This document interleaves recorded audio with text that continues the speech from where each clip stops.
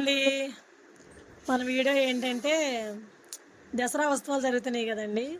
మా కోళ్ళంది వెళ్ళి చూసేద్దాం అత్తయ్య గుడికి వెళ్ళిపోయినానంటే సరే అని చెప్పి అడుగుతుంది కదా అని చెప్పి తీసుకెళ్ళానండి. ఫస్ట్ కృష్ణా బ్యారేజ్ దగ్గరికి వెళ్ళాము.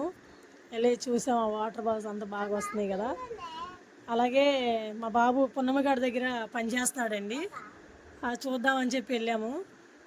చాలా బాగుందండి. అసలు ఎంతమంది వచ్చారంటే చాలామంది వచ్చారండి.